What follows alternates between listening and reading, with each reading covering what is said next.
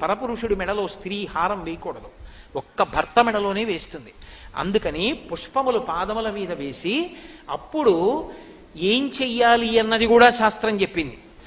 ఏం చెయ్యాలి అంటే తస్యాం, అప్పుడు దత్వా చవాయనం ద్వాదశాపూప సంయుతం. అపూపము అంటే పిండి వంట. వండిన అన్నం కానీ వండిన కూరలు కానీ వండని పళ్ళు కాయలు కానీ ఇవ్వకూడదు. వండినటువంటి పిండి వంటలు 12 ఇవ్వాలి. 12 అంటే 12 రకాల పిండి వంటలు చేయించావు, మంచిదే. 12 రకాలు చేయించలేదు, 12 ఉండ్రాళ్ళు పెట్టు. 12 అంకెకి తగ్గకూడదు. 12 అంకె ఎందుకు అంటే 12 నెలలకి సంకేతం. 12 నెలలలోనూ నువ్వు దానాలు చేసినట్టే, బ్రాహ్మణ పూజ చేసినట్టే. ద్వాదశాపూప సంయుతం, అవి పిండి వంటలు అయి ఉండాలి. ఆ పిండి వంటలు 12 వాయనంగా పెట్టి సుశీలం వృద్ధభూసురం ఆ బ్రాహ్మణుడికిచ్చి, ఆయన దగ్గర ఇందిరా ప్రతిగృహాతు ఇందిరా వై దదాతిచా ఉండదు. ఆయన విష్ణుస్వరూపంగా భావన చేసి నీకు అనడం వస్తే విష్ణుస్వరూపాయ బ్రాహ్మణాయ తుభ్యం నమః.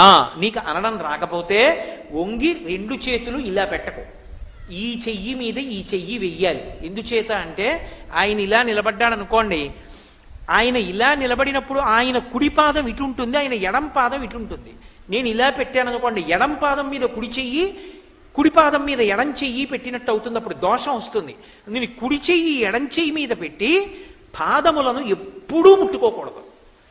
ఎవరికైనా పెద్దలకి నమస్కారం చేసేటప్పుడు వాళ్ళ పాదాలు ఏ కారణం చేత ముట్టుకోవడానికి వీల్లేదు, స్పృశించకూడదు. అది ఒక్క మంత్రోపదేశం చేసినటువంటి గురువుగారు అనుగ్రహిస్తే అప్పుడు ఒక్కసారి గురువుగారి పాదాల మీద తలపెట్టి నమస్కరిస్తారు. మిగిలిన సమయాలలో పెద్దలు నమస్కరిద్దాం అనుకుంటే వారు నిలబడిన చోట భూమిని ముట్టుకోవాలి. ఇలా 2 చేతులతో ముట్టుకుని నమస్కారం చెయ్యాలి తప్ప వాళ్ళ పాదాలు ముట్టుకోవడం దోషభూయిష్టం, తప్పు. అలా ఎప్పుడూ చేయకూడదు, అసలు అలా ముట్టుకోకూడదు. కాబట్టి అలా నమస్కారం చేసి ఆయన అక్షతలు వేస్తాడు. అది చెప్పక్కర్లేదు కదా కథలో.